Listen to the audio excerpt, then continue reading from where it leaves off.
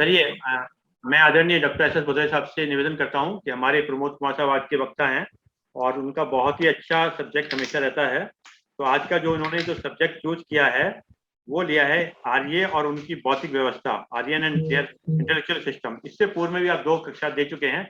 मैं आदरणीय भदौरिया साहब से निवेदन करता हूँ कि 2 शब्द उनके विषय में कहें। नमस्कार जी, सभी को सादर अभिनंदन करते हुए, प्रणाम करते हुए, आज का जो विषय वस्तु रखा गया है हमारे श्री प्रमोद कुमार जी की तरफ से, तो मैं इतना कहना चाहूंगा कि हमारे प्रमोद कुमार जी बहुत ही विद्वान व्यक्ति हैं। उन्होंने इतिहास, समाजशास्त्र और माइथोलॉजी पे विशेष रूप से बहुत अध्ययन किया हुआ है। और आप मथुरा को बिलोंग करने की वजह से हमारी हिंदू माइथोलॉजी से बहुत ही गहरे से जुड़े रहे हैं। और हम दोनों लोगों की बहुत समय तक साथ ही पोस्टिंग रहने की वजह से आध्यात्मिक, सामाजिक, धार्मिक विषयों पर बहुत बृहद चर्चा होती रहती थी। मैंने उनके ज्ञान को बहुत ही गहरा पाया और पुराणों में और वैदिक संस्कृत में और हमारे जो भाषाई दृष्टिकोण से उन्होंने जो अध्ययन किया हुआ है, विशेष रूप से जो तकनीक, मिसाइल टेक्नोलॉजी जो महाभारत काल में कितनी उन्नत थी, इस पर उनका विशेष अध्ययन रहा है। और उनकी जो इंसाइट है, अंतर्दृष्टि है, हमारे जो पुराना साहित्य है, पौराणिक साहित्य है, वैदिक साहित्य है, वैदिक वाङ्मय है, उस पे जब भी प्रमोद जी से विस्तृत चर्चा हुई तो मुझे ज्ञात हुआ कि इन्होंने वाकई में काफी गहरा अध्ययन कर रखा है। आर्यों पर विशेष रुचि रही है और जो भारत देश में तरह तरह की थ्योरीज रही कि आर्य बाहर से आए या अंदर से आए, और हमारी जो सांस्कृतिक परंपरा थी वो हड़प्पा और सिंधु घाटी सभ्यता से कैसे जुड़ी रही, इस सब पर प्रमोद जी ने बहुत ही बृहद अध्ययन किया हुआ है। मेरी तो बहुत लंबी वार्ताएं हो चुकी हैं उनसे, तो मैं बहुत बहुत आभारी हूँ कि आज जो हमारे स्वाध्याय और चिंतन पर प्रमोद जी इस विषय पर वक्तव्य दे रहे हैं। सभी को फिर से एक बार पुनः साधुवाद कि मुझे अवसर दिया उनके बारे में परिचय देने का। और मैं रिक्वेस्ट करता हूँ प्रमोद जी से कि विषय पे अपने जो है विद्वत्मयी व्याख्यान प्रस्तुत करें। धन्यवाद सर, आपको बहुत बहुत धन्यवाद और बहुत बहुत प्रणाम। और मैंने आप ही के सानिध्य में बहुत कुछ सीखा है आगरा और गाजियाबाद की पोस्टिंग के दौरान। आप गीता के जो गीता का आपने जो स्वाध्याय किया उसका बहुत कुछ जानने को मुझे आपसे मिला। आपको याद होगा कि एक बार आप में मुझ में थोड़ा सा उस विषय पर चर्चा भी हुई थी कि सूक्ष्म शरीर और स्थूल शरीर, और आपने जो कारण के बारे में बताया था कि ये इसी को कारण बोलते हैं। तो मैंने बहुत से सीखने को मिला है आपसे कि हाँ वही है, मैंने बाद में समझा।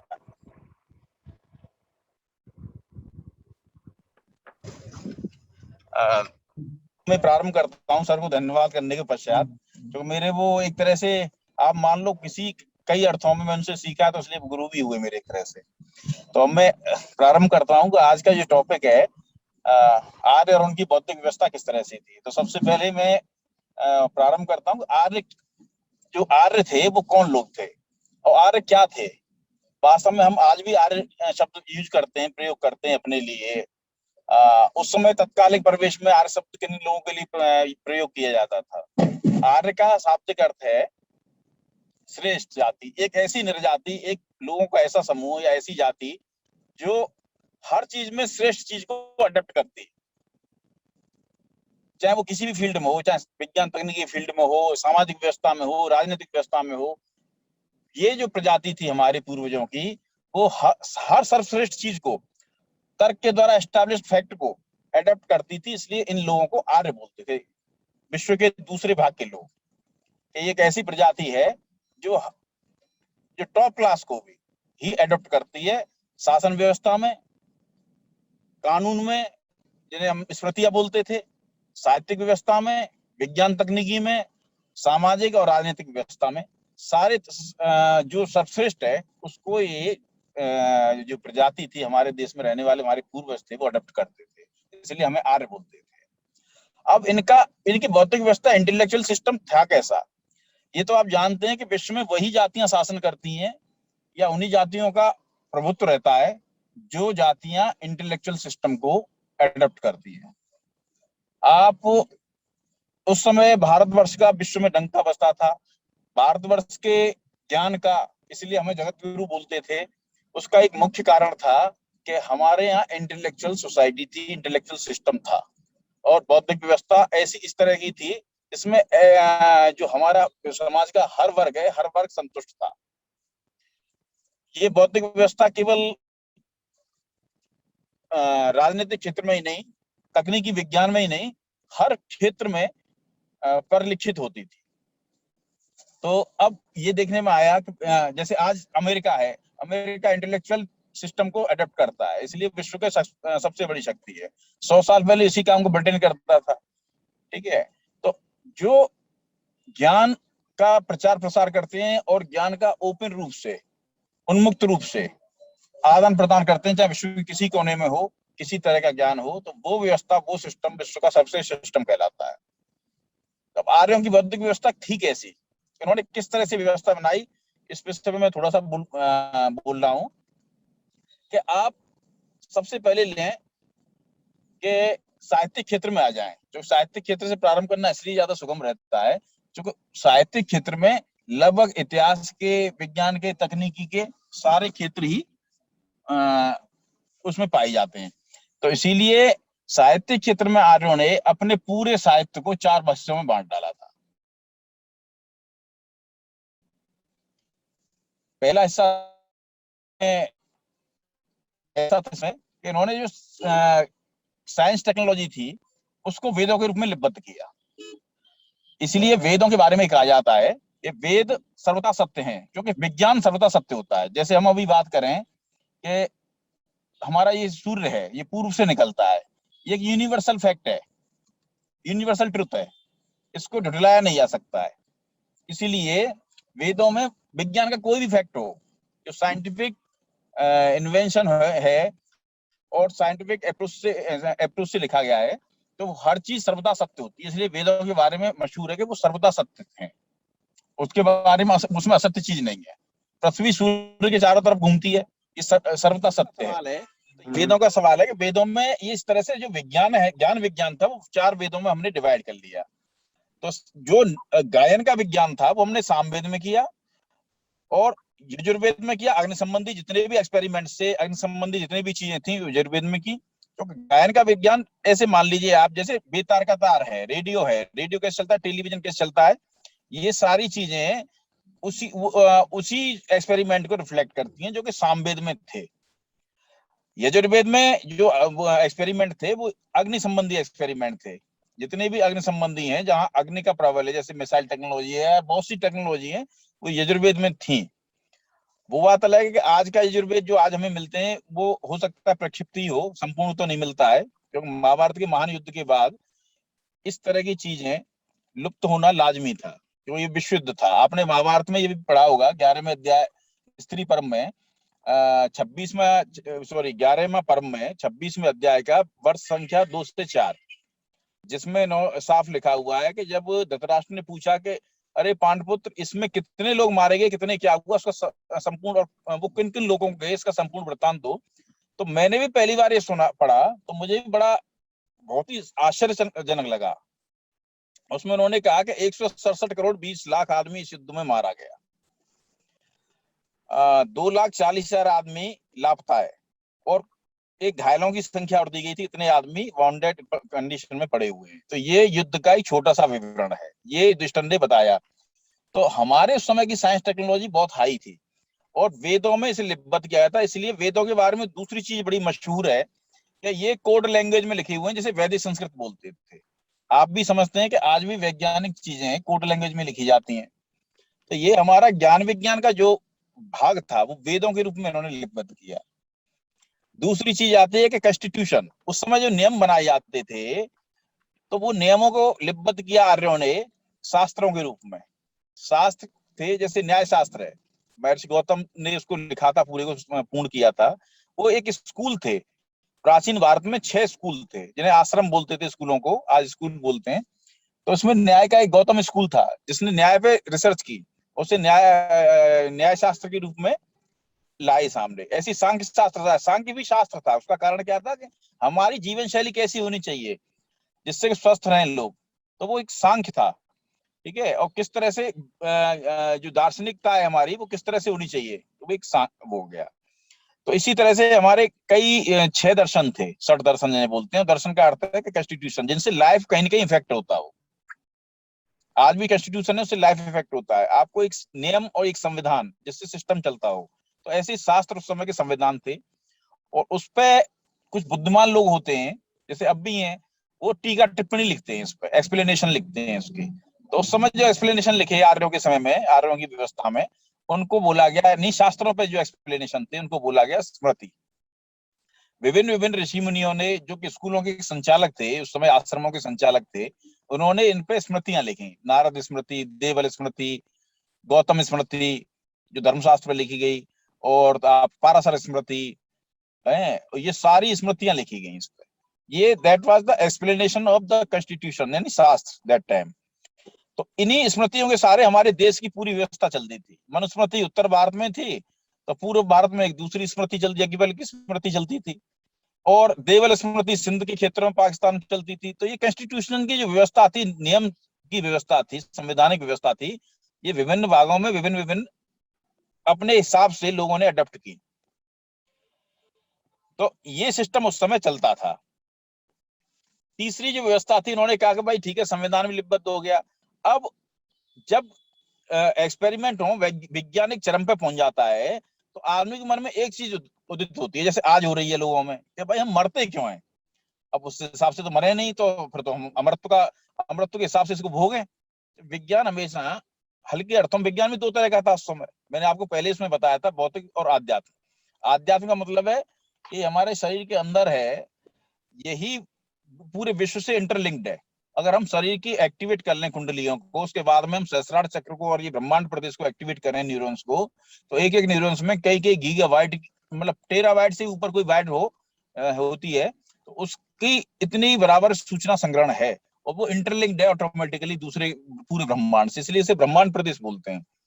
तो वो एक गूढ़ विषय है, जिसको मैं पहले भी शायद बोल चुका हूँ। तो इस पे जाने में क्या अर्थ है कि 1 घंटा कम पड़ेगा, पर उसके लिए आपको 6-7 घंटे कम से कम चाहिए स्पीच के लिए। तो अब तो हमारा जो आदमी ये सोच लेता है कि हम भौतिकता में चरम पे पहुंच गए या आध्यात्मिक विज्ञान में चरम पे पहुंच गए, तो आदमी कहता है मरते क्यों है, हमको तो मरना नहीं चाहिए, कोई ऐसा एक्सपेरिमेंट करो मरे नहीं। और मरने पे एक्सपेरिमेंट क्या होता है कि विज्ञान का एक सिद्धांत है कि जो दिखता है वही सत्य है, मतलब जो होना चाहिए वो प्रूव होना चाहिए। अब मर के प्रूव कौन करे? भाई मरना पड़ेगा आदमी को प्रूव करने के लिए। अब मरने के बाद उस स्थिति को कौन देखे कि मरने के बाद होता क्या है? तो ये जो हमारे यहाँ के ऋषि मुनि थे, वो इस पे लग गए कि मृत्यु के बाद आखिर क्या। तो इनमें एक ऋषि मुनि थे, बाजिश्रवा के पुत्र नचिकेता। तो नचिकेता ने इस बात पर रिसर्च पूरा किया कि आखिर मृत्यु के बाद क्या। वो मरे नहीं, लेकिन अच्छा एक बात और है, उपनिषद, तो इनको उन्होंने उपनिषद के रूप में लिपिबद्ध किया। उपनिषद कहते कैसे, गुरु के समीप बैठ के जो ज्ञान प्राप्त किया जाता है, उपनिषद का शाब्दिक अर्थ वो है, वो ज्ञान। तो अब उन्हें पता था कि भाई एक्सपेरिमेंट द्वारा नहीं प्राप्त किया जा सकता ये, क्योंकि उसके लिए मरना पड़ेगा आदमी को, मरना पड़ेगा तो मर गया आदमी, फिर कोई दोबारा जिंदा थोड़ी होने का है। तो उन्होंने इसको किया कि मरने के बाद आत्मा कहाँ जाती है, किस तरह से व्यवहार होता है, क्या होता है, इस सब को गुरु के समीप बैठ के अनुभव के द्वारा, आध्यात्मिक विज्ञान के द्वारा, आत्मा आध्यात्मिक ज्ञान के द्वारा उसको प्राप्त किया। तो इसीलिए इसने उपनिषद के रूप में संग्रहित किया गया। पहली कठोपनिषद थी जिसमें नचिकेता और यम का संवाद है। यम का अर्थ है मृत्यु, तो उन्होंने डायरेक्ट मृत्यु से एनकाउंटर किया। उन्होंने मृत्यु के विषय में सोचा और लिखा उसमें ये होता है। तो ये चौथा एक साहित्य का चौथा पार्ट चला उपनिषद, जिसमें परालोक के विज्ञान की, परालोक के जीवन की पूरी कथा लिखी गई। ये दर्शन के रूप में माना गया। अब आया एक और बात कि भाई 5वां क्या है कि हमारा इतिवृत्त कैसे लिखा जाएगा। इतिहास जिसे बोलते हैं, राजवंशों का इतिहास, व्यक्तियों का इतिहास, सामाजिक व्यवस्था का इतिहास, आर्थिक व्यवस्था का इतिहास, राजनीतिक व्यवस्था का इतिहास। तो उस इतिहास को लिपिबद्ध करने का कार्य उस समय के जो ब्राह्मण लोग थे, ब्राह्मण का अर्थ होता है ब्रह्मायण यस्य सः, जिसके हृदय में और जिसकी बौद्धिकता में ब्रह्म का निवास हो, यानी ज्ञान का, ब्रह्म का मतलब है एक तरह से ज्ञान, ठीक है, या ज्ञान की पराकाष्ठा होती है, उसे ब्रह्म की अवस्था बोलते हैं। तो ज्ञान का जिनके हृदय में निवास हो, तो उन लोगों ने फिर राजाओं के इतिवृत्त लिखने का भी प्रारंभ किया, तो इन्हें पुराणों के रूप में संग्रहित किया उन्होंने। तो ये इस तरह से साहित्यिक व्यवस्था पूरी हुई। वैज्ञानिक इन्वेंशन थे वो वेदों के रूप में हुए, कॉन्स्टिट्यूशन था वो शास्त्र कहलाए, उन पे एक्सप्लेनेशन थे वो ये कहलाए, वेदों पे जो एक्सप्लेनेशन थे वो ब्राह्मण ग्रंथ कहलाए, यानी ब्राह्मण ग्रंथ बोलते हैं, जो जंगलों में लिखे गए, क्योंकि साइंटिफिक एक्सपेरिमेंट्स जंगलों में ज्यादा होते हैं, जो लेबोरेटरी होती हैं वो छिपे स्थानों पर होती हैं, तो उन पे भी जो एक्सप्लेनेशन लिखे गए एक्सपेरिमेंट्स पे वो ब्राह्मण ग्रंथ कहलाए, ठीक है। और कॉन्स्टिट्यूशन पे लिखे स्मृति कहलाई। तीसरा, उपनिषद परालौकिक विज्ञान उपनिषद के रूप में हुई, जो केवल अनुभव और उस पर आधारित थी, और जो इतिवृत्त था वो इनके रूप में हुआ, पुराणों के रूप में। इस तरह से आर्यों ने अपने इस सिस्टम को, साहित्यिक को बांट लिया। अब आता है अगली बात सामाजिक व्यवस्था की। तो सामाजिक व्यवस्था के रूप में जहां तक सवाल है, आर्यों ने कर्म आधारित व्यवस्था लागू की थी, ये 100% फैक्ट है। आप श्रीमद् भागवत गीता जी को पढ़ोगे तो आपको एक चीज मिलेगी इसमें, कि भगवान श्री कृष्ण ने 54% एनर्जी, 54% पार्ट में कर्म के सिद्धांत को ही एस्टैब्लिश किया है हर व्यक्ति के लिए। वो उसमें लिखते हैं एक बार गीता में कि अर्जुन, मुझे कोई भी प्राप्त कर सकता है, चाहे आप कोई राजर्षि हो, ब्राह्मण हो, शूद्र हो, स्त्री हो, चांडाल हो, कोई भी मुझे अनन्य भक्ति के द्वारा प्राप्त कर सकता है, बस उसमें श्रद्धा होनी चाहिए। तो जो सामाजिक व्यवस्था थी, श्रद्धा होनी चाहिए और अपने अपने स्वधर्म का आचरण होना चाहिए। हर आदमी का आर्थिक रूप से अलग अलग धर्म होता है। सपोज करो, जो चमड़े के व्यापार कर रहा है उसका वो धर्म होगा, जो शिक्षा दीक्षा दे रहा है उसका वो अपना धर्म है, जो युद्ध कर रहा है उसका अपना धर्म है, जो व्यापार वाणिज्य कर रहा है, कृषि को पालन, उसका अपना धर्म है। तो हर आदमी का अपना अपना धर्म होता है, तो उसको वो उतनी तन्मयता से करता है। तो जो स्वधर्म का पालन कर रहा है वो हर आदमी ईश्वर को प्राप्त कर सकता है। और साथ में एक और बात कही है उन्होंने कि समता का उपदेश दिया है, कि जो राजर्षि में, ब्राह्मण में, चांडाल में और सब में समान भाव रखता है वही मेरा प्रिय है, वही योगी है। ये भगवान ने कई बार कहा है गीता में। तो समत्तम योग उच्चते, इन्होंने इसका एक छोटा सा वो है जो बहुत फेमस है, समत्तम योग उच्चते, समत्व ही योग है, ये इन्होंने एस्टैब्लिश किया है। तो इसलिए कर्म के सिद्धांत के अनुसार आर्यों की सामाजिक व्यवस्था बनी हुई थी। उसमें गलत कर्म के लिए कहीं कोई जगह नहीं थी, चाहे वो कोई हो। अच्छा, आपने एक बार देखा होगा युधिष्ठिर ने अपने शासनकाल में जब राजदंड की व्यवस्था बनाई थी, तो उसमें ब्राह्मण को सबसे ज्यादा दंड था और सबसे कम शूद्र को था। उसका एक रीजन था, ब्राह्मण सबसे शिक्षित वो है, जो शिक्षा दीक्षा उसके हाथ में है। अगर वो गलत कर्म करता है तो उसको सबसे बड़ा दंड इसलिए मिलेगा कि पूरा सामाजिक संरचना ही अस्त व्यस्त हो जाएगी अगर वो गलत कर्म करेगा।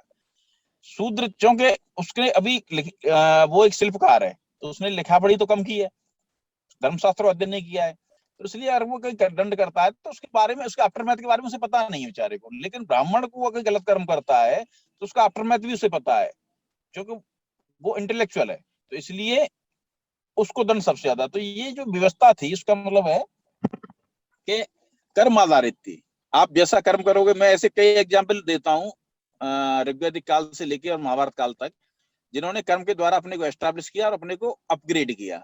जिसमें सबसे बड़ा एग्जाम्पल है विश्वामित्र का। विश्वामित्र गादी के पुत्र थे, जो क्या प्रदेश है अफगानिस्तान, आज जो अफगानिस्तान है उसके राजा थे, उनके पुत्र थे। तो विश्वामित्र ने अपने आप को प्रूव किया और एस्टैब्लिश करने के बाद ही इंटेलेक्चुअल नॉट ए वॉरियर, और वो ब्राह्मण उसमें गिने गए। दूसरा एग्जाम्पल मैं देता हूँ ऐतरेय ऋषि का। वो शूद्र थे जन्मना, और उन्होंने ऐतरेय ब्राह्मण नामक ग्रंथ लिखा। तीसरा एग्जाम्पल मैं देता हूँ आपको इनका वाल्मीकि का। ये तो आपको पता ही, रत्नाकर डाकू थे, वो शेड्यूल ट्राइब थे। उसके बाद उन्होंने अपने ज्ञान के द्वारा अपने को प्रूव किया, उसके बाद में वो सामाजिक व्यवस्था में उनका स्थान ब्राह्मणों के रूप में हो गया। तो ब्राह्मण एक ऐसी व्यवस्था थी जिसमें कर्म के अनुसार स्थान निर्धारित किया जाता था। आपका कर्म है उसके अकॉर्डिंग वो स्थान है आपका वहां, ठीक है। आपकी इंटेलेक्चुअलिज्म में तो आपका स्थान है। ये नहीं है कि बिना कर्म किए आपको स्थान दे दिया जाए, ये तो दुनिया की किसी भी व्यवस्था में संभव नहीं है। तो हमारी जो सामाजिक व्यवस्था थी आर्यों की, वो कर्म आधारित थी, इसलिए इसमें स्पेशल इस चीज पर जोर दिया जाता था कि हमारे कर्म खराब नहीं होने चाहिए, किसी भी प्राणी मात्र को हमसे कष्ट न हो। एक एग्जाम्पल देता हूँ लिखित मुनि का, रचित मुनि का। दो सगे भाई थे। तो इन्होंने एक बार लिखित मुनि रचित मुनि के आश्रम में गए, तो वहां उन्होंने, वो ध्यानावस्था में थे, इन्होंने एक फल तोड़ के खा लिया उसमें से, उनके बगीचे में से। तो जब उनकी रचित मुनि की तंद्रा टूटी, तो उन्होंने देखा कि लिखित तुम ये क्या कर रहे हो, कि भैया मैं ये फल खा रहा हूँ। तो बोले कि इस आश्रम का मालिक मैं हूँ, तो बिना तुमने मेरी परमिशन के तुमने फल तोड़ के खा ली तो पाप कर दिया। तो उन्होंने हाँ ऐसा सोचा, वास्तव में पाप कर दिया मैंने।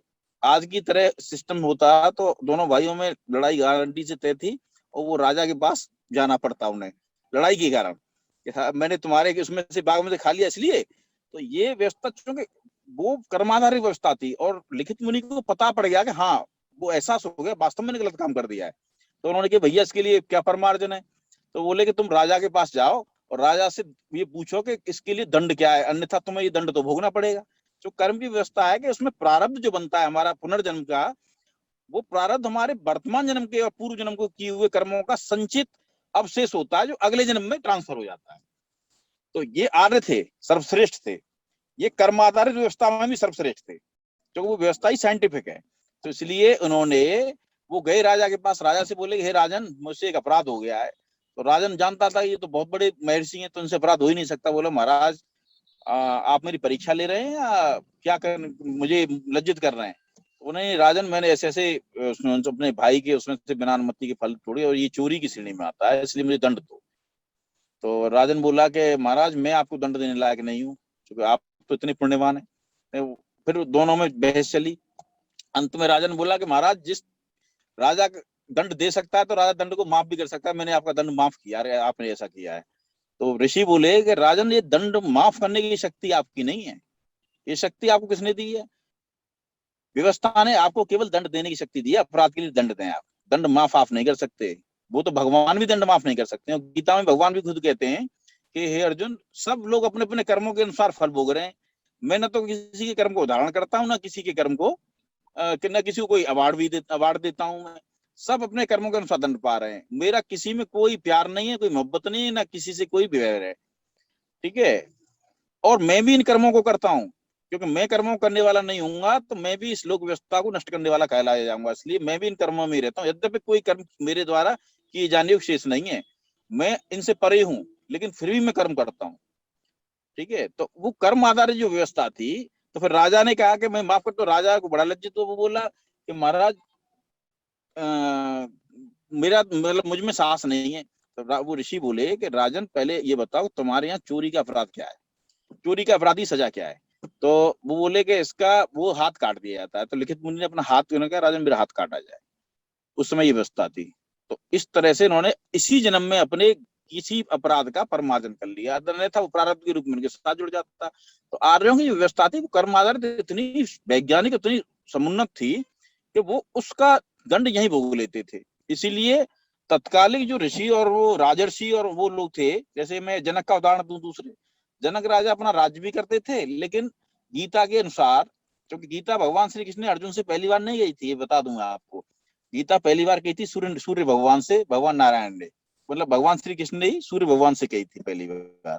और कालांतर में वो आपने चौथे अध्याय का पहला श्लोक और दूसरा एवं प्रोक्तवान हम अव्ययम, ये आपने सुना होगा।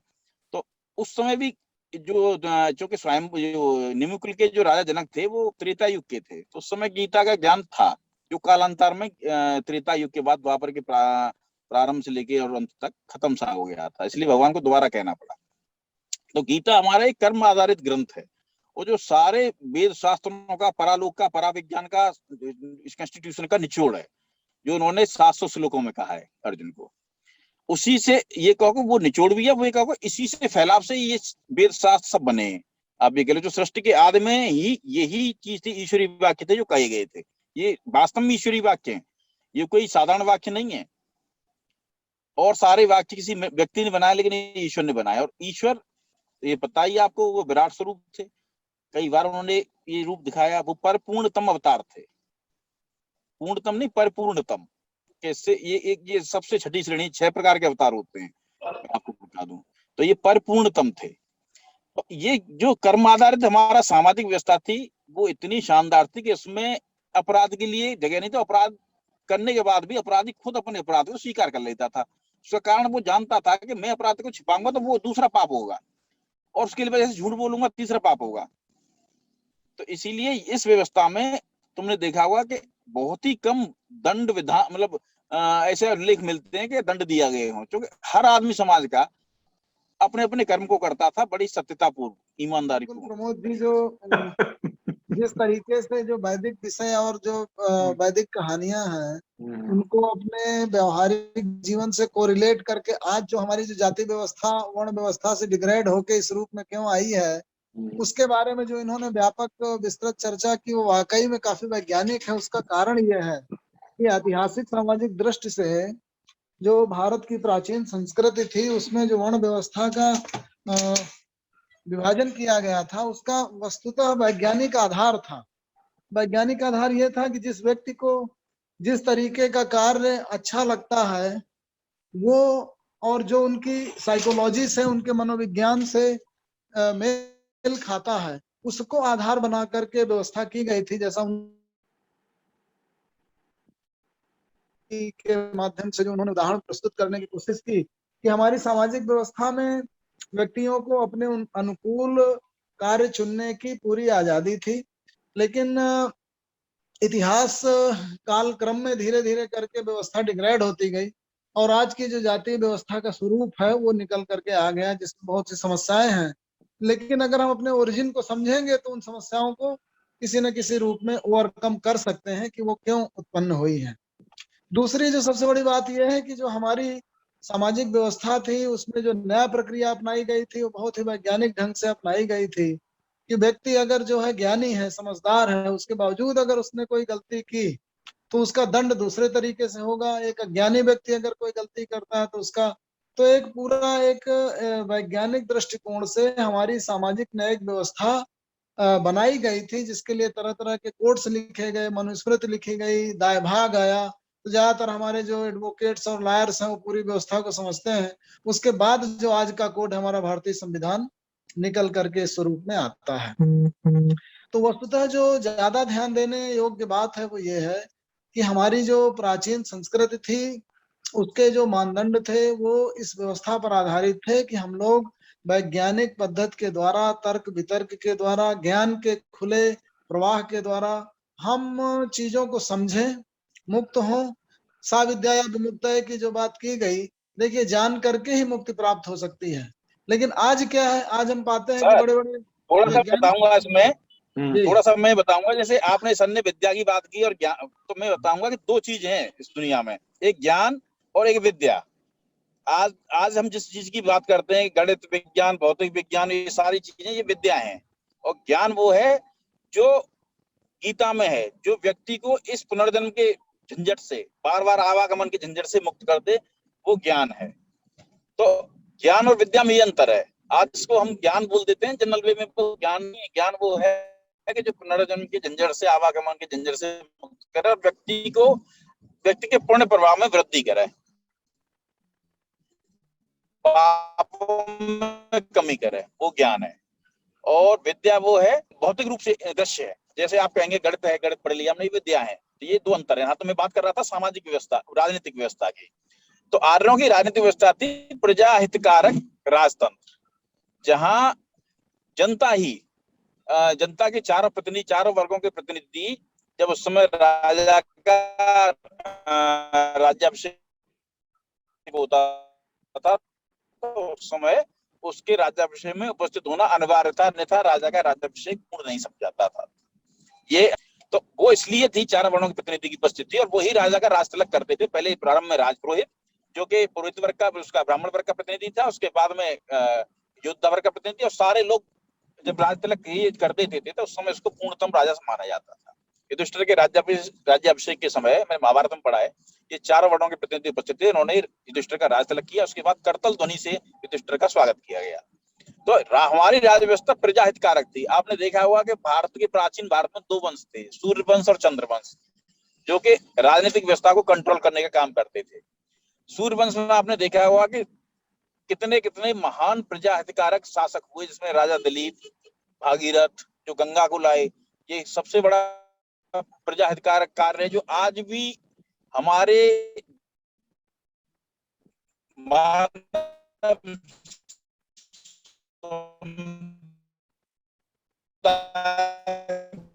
को, मानव जाति को इतना पुण्य प्रभाव दे रहा है, इतना अच्छा कार्य है, इसकी वजह से कितने लोग वहां का के सोते से जागते तक अहिर्निशम शमसेवा मई वाला जो वो है वो उसे परिपूर्ण करते थे। तो राजनीतिक व्यवस्था इस तरह की थी, न कि इस तरह की कि राजा प्रजा को करों के द्वारा। अब आपने पढ़ा देखा होगा, कालिदास का पढ़ा होगा, जिसमें वो नृपतुंड दिलीप है, राजा दिलीप के बारे में बताते हैं कि राजा दिलीप केवल प्रजा से इतना ही कर लेते थे जिस तरह से कि ये बादल जैसे यहाँ से जल ले लेता है समुद्र से और फिर उसी जल को बरसा देता है, इसी तरह से प्रजा के कल्याण के लिए वो कर लेते थे, प्रजा के कल्याण के लिए। तो इस तरह की राजनीतिक व्यवस्था वास्तव में विश्व की महानतम व्यवस्था है और भगवान श्री राम ने इस राजनीतिक व्यवस्था को चरम पर पहुंचा। इसलिए राम राज जो वर्ड शब्द है वो आज भी उस तरह का राज्य नहीं हुआ कि प्रजा के हित के लिए उन्होंने अपने पर्सनल, चूंकि राजा का कोई पर्सनल चीज नहीं होती है, राजा प्रजा की एक संपत्ति है रियलिटी में, तो उसका हर चीज प्रजा की होती है। तो उन्होंने प्रजा के हित के लिए अपनी पत्नी को भी त्याग दिया। ऐसे उदाहरण शायद विश्व के इतिहास में आज तक मानव जाति के इतिहास में आपको नहीं मिलेंगे। तो इस तरह का जो राजनीतिक सिस्टम है, आप सोचो कि कितना आनंददायी होगा, ये लोकतंत्र से कितना कई गुना ज्यादा श्रेष्ठ है। लोकतंत्र तो कहीं भी नहीं ठहरता। एक्चुअली क्या है कि वो राजनीतिक सिस्टम होना चाहिए जो कि वास्तव में इसमें राजा अपने आप को प्रजा हित के लिए समर्पित करे।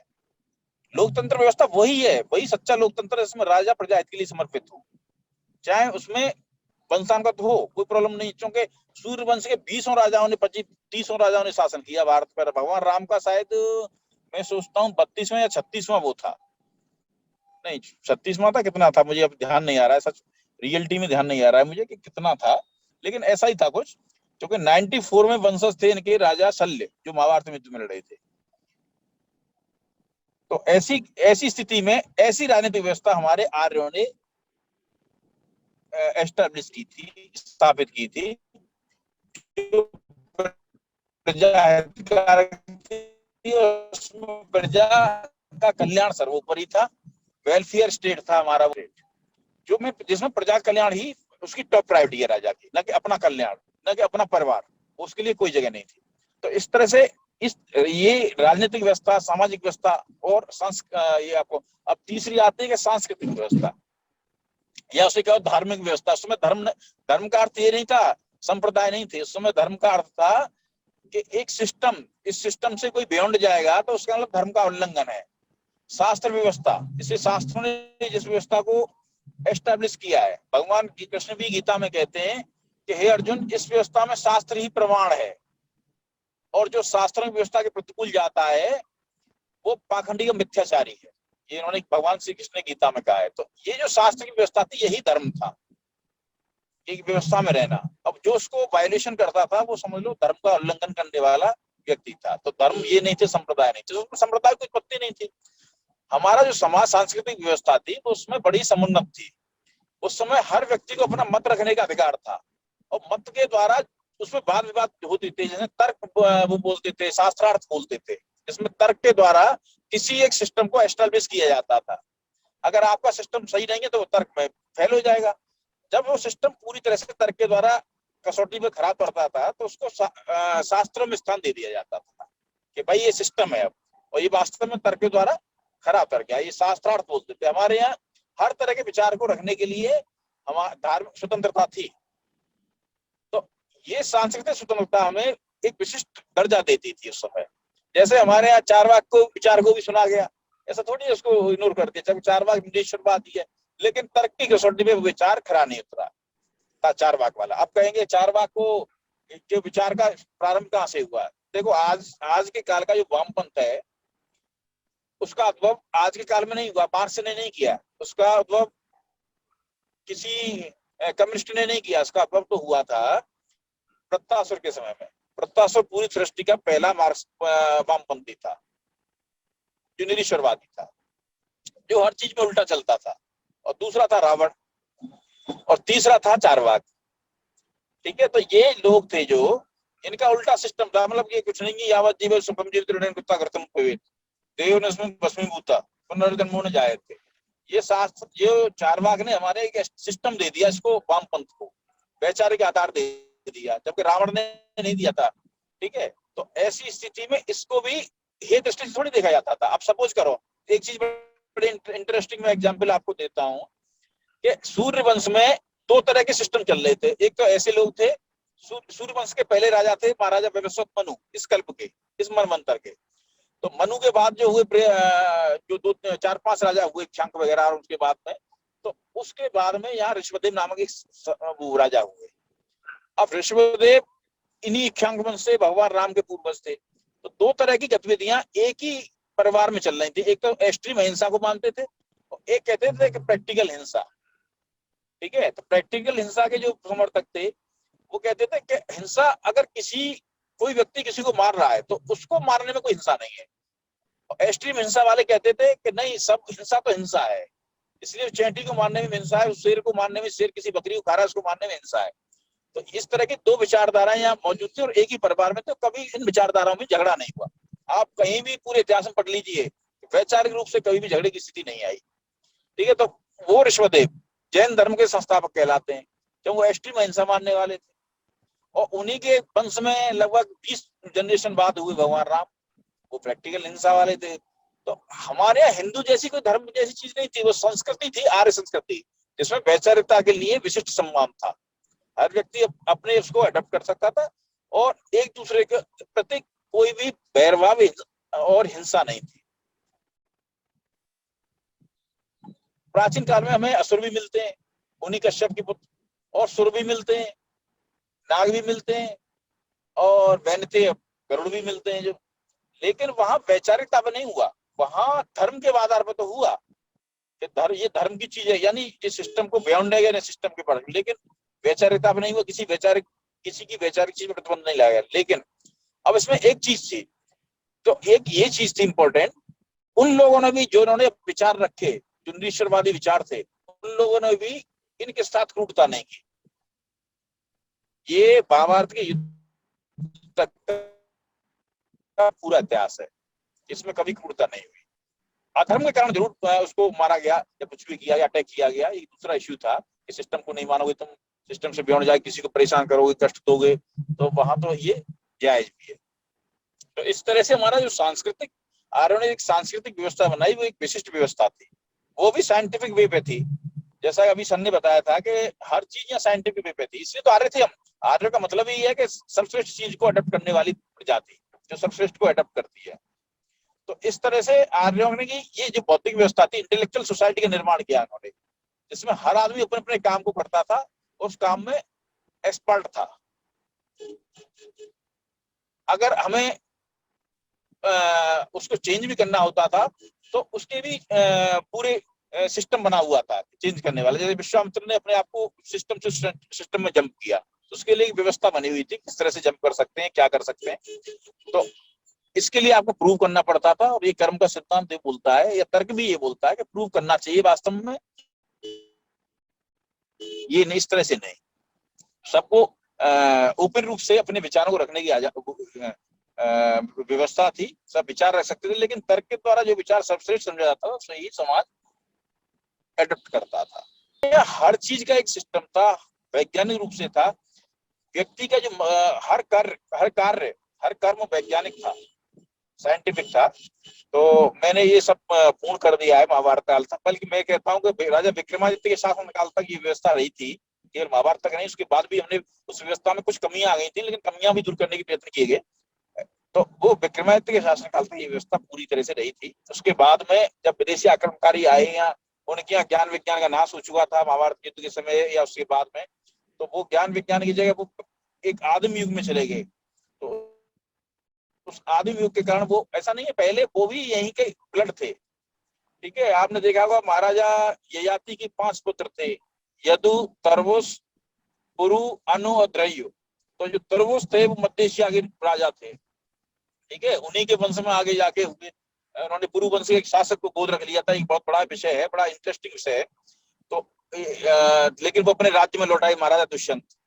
तो उसके बाद जो तरबूसों के पुत्र हैं, ये सब मध्य एशिया की जितनी जनजातियां हैं, जातियां हैं आज की डेट में, वो सब तरबूसों के पुत्र हैं। और सऊदी अरब का जो नाम रखा गया है वो औरब के नाम के है, अरब। और वो शुक्राचार्य के पुत्र थे। तो रघुवंशी उस क्षेत्र के पुरोहित थे। इनके हरण्यकश्यप हरणाक्ष जो असुर वंशीय थे। असीरिया असुरों के नाम पे असीरिया है, ये भी आपको पता होगा। तो ये जो पहले जो जितना भी जनजातियां फैली दुनिया में, ये सब भारत की देन है, न कि अफ्रीका के उनकी, न कि मेडकस। ये आपने देखा है कभी बंदर से कभी आदमी बनता हुआ देखा है? भाई नियम के तहत विज्ञान इस बात को दारुण सत्य मानती, तो आज भी कोई न कोई बंदर तो आदमी बनता, एक बंदर तो आदमी बनता। तो वैज्ञानिक कहती है दूसरी चीज को कि उसमें क्रोमोसोम होते हैं जो आदमी के अलग होते हैं, बंदर के अलग होते हैं, कभी मानव के अलग होते हैं, तो इसमें संभव ही नहीं है। मैं तो कह रहा हूँ क्रमिक एवोल्यूशन में एक आध जो 4-6 हजार साल पहले जिस जाति में शुरू हुआ होगा क्रमिक एवोल्यूशन, तो वो आज आदमी के रूप में खड़ी हो जाती व्यवस्था थी। तो इसके तो इस पैसे पे शायद संपूर्ण चर्चा में कर चुका हूँ, और टाइम भी हो गया है, 6:50 हो गए हैं। तो बीच बीच में इंटरप्शन हुआ, उसके लिए मैं क्षमा चाहता हूँ कि उसका कारण कनेक्शन बौद्धिक था। व्यवस्था ली, बहुत बहुत धन्यवाद आपका। और आपको शायद अब जाना भी है, शायद आपने जो समय निकाला उसके लिए बहुत बहुत धन्यवाद। कोई प्रश्न काल में किसी का कोई प्रश्न हो तो जो पूछ सकते हैं साहब, कोई प्रश्न काल किसी का है तो। मेरे ख्याल से कोई प्रश्न तो नहीं बना शायद किसी का। सर मैं एक चीज पूछना चाहूंगा आपका, ये वेदों में क्या नाम और स्थान का भी जिक्र आता है कहीं? नहीं, मतलब किसी स्थान का या नाम का वेदों में कहीं वर्णन होता है क्या? नहीं। किस चीज का? वेदों के अंदर, मतलब जैसे कोई नाम है, नहीं, कोई गंगा है, सरस्वती है, या कोई किस चीज का? ऋषि है वेदों के अंदर। नहीं, आप एक बार मुझे दोबारा रिपीट करेंगे क्वेश्चन को? नहीं, मेरा प्रश्न छोटा सा था कि जैसे कि एक तो जैसे वेद, हम लोग वेद का जब जिक्र करते हैं तो वेद के अंदर कभी किसी जगह का स्थान का नाम या किसी ऋषि का नाम या कोई उसका नाम भी आता है कभी? नहीं, स्पेसिफिक कोई नाम आता है कभी? नहीं। हाँ हाँ, नाम आता है वेदों के अंदर, बहुत नाम। पूरा आर्यवर्त का नाम ही वेदों से लिया गया है। अच्छा। जो ब्रह्मर्षि प्रदेश है उसका नाम ही वेदों से है। हम्म। कई स्थानों का नाम वेदों में, वाराणसी का नाम भी वेदों में मिलता है आपको, काशी का नाम भी वेदों में मिलता है। अच्छा। तो ये कई जगहों का नाम वेदों में मिलता है। पूरा जम्बूद्वीप का नाम भी वेदों में मिलता है। वेदों में तो विमान का भी उल्लेख वेदों में मिलता है, 3 पहिए वाले विमान का, कई चीजों का मतलब उल्लेख है वेदों में। वेद एक ज्ञान विज्ञान का पूरा वो है, संग्रहण है। चलिए बहुत अच्छा रहा, चलिए बहुत बहुत धन्यवाद आपका। और कोई प्रश्न काल किसी को तो और ये हाँ, वेदों में स्थान का, इसीलिए तो राम जन्मभूमि के संबंध में जब आर्गुमेंट चल रहे थे तो जगतगुरु रामभद्राचार्य जी ने वेदों में, अथर्ववेद में ही राम जन्मभूमि के, अयोध्या में राम जन्म होने के प्रमाण दिए थे। और इसी के आधार पे काफी हद तक जो तीनों जजों का मूड बदल गया था और उन्होंने कहा था हाँ ठीक है, क्योंकि उनकी जी सर, एक बात बता दूं मैं आपको, क्योंकि अयोध्या का जो वो उल्लेख है वो सबसे पहले अयोध्या व्यवस्थित मनु की राजधानी थी। ठीक है, व्यवस्थित मनु इस मनवंतर के सबसे पहले हमारे पूर्वज हैं जी। तो इसीलिए जब व्यवस्थित मनु ने अपना जो राज्य स्थापित किया था वो अयोध्या में किया था। तो काशी चूंकि भगवान शंकर स्वयंभू की गोदी नगरी थी और अयोध्या प्राचीनतम है, तो ये कुछ नगरियां हैं जो सप्तता मुख्यदायिका बोलते हैं, वो सबसे प्राचीनतम नगरी है दुनिया की जहां मानव ने प्रारंभ किया अपना रहना। तो इसलिए अयोध्या का उल्लेख तो स्वाभाविक है, क्योंकि उसमें अथर्ववेद वेदों में सबसे लास्ट का है, तो उसमें तो स्वाभाविक रूप से होगा। और उन्होंने ये प्रूव भी किया था, इस पर डिस्कशन भी हुआ था। इसे हाँ, ये तो राम जन्मभूमि का जो केस का डिसीजन आया था उसमें भी ये उन्होंने इसलिए लिखा था जजों ने कि हाँ, क्योंकि उनकी क्वेरी ये थी कि आप ये बताइए रामचरितमानस के अलावा राम जन्म अयोध्या में होता है, इसके बारे में बताइए। और जजों ने ये भी पूछा था कि आप वेदों को अपना सर्वश्रेष्ठ मानते हैं, आप वेदों में बताइए कहाँ रामचंद्र जी का जन्म हुआ था अयोध्या में। तो वो आप जो कह रहे हैं वो बिल्कुल सही है, और उसी के आधार पे फिर ये राम जन्मभूमि का जो केस था ये डिसाइड हुआ, और राम जन्मभूमि आज जो राम मंदिर बन रहा है इसी का एक परिणाम रहा है। सर बहुत अच्छी जानकारी दी है सर। चलिए बहुत बहुत धन्यवाद।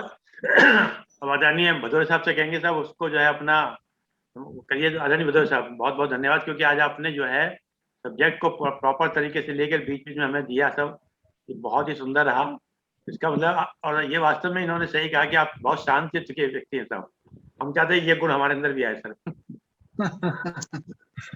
नहीं, बहुत अच्छा रहा, बहुत ही बढ़िया। भदौरिया जी की कृपा दृष्टि होती रहेगी ना, तो धीरे जी, धीरे जी, धीरे संगति से सब मिल जाएगा सर, चिंता मत करिए अरविंद भाई साहब। आप सब लोगों की शुभकामनाएं, आप लोगों की ऊर्जा, सानिध्य, विश्वास और सबकी वजह से जो है इतना कुशलतापूर्वक चल रहा है प्रोग्राम। प्रमोद जी की तीक्ष्ण दृष्टि है पुराणों और इतिहास में, और इन्होंने बहुत ही गहन तरीके से उसका अध्ययन कर रखा है।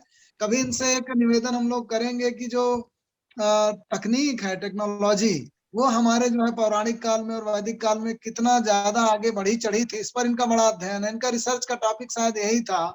तो हमारा रिक्वेस्ट रहेगा अगली बार से कि प्रमोद जी उस पर भी एक क्लास लें, बहुत अच्छा 28 रहेगा। सितंबर की सब क्लास है इनकी, 28 सितंबर की, जी, जी, जी, तो बहुत अगस्त अच्छा। 28 सितंबर। जी सर। जी, बहुत जी, बढ़िया जी। सर।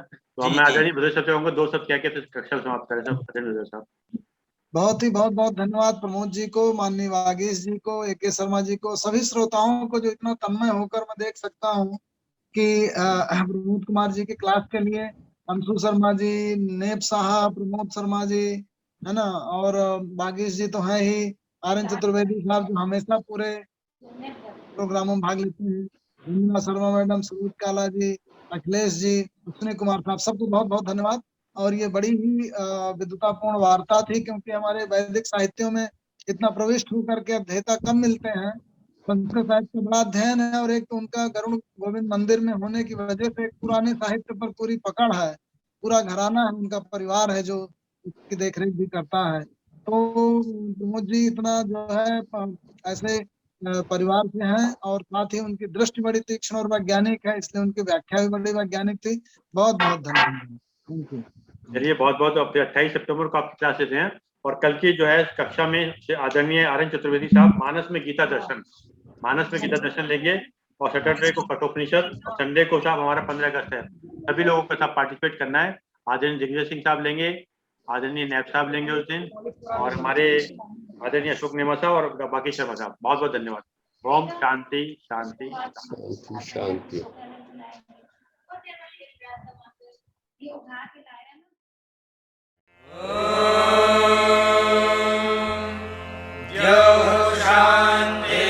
शान्तिरन्तरिक्षं शान्तिः पृथिवी शान्तिरापः शान्तिरोषधयः शान्तिः वनस्पतयः शान्तिर्विश्वे देवाः शान्तिर्ब्रह्म शान्तिः सर्वं शान्तिः शान्तिः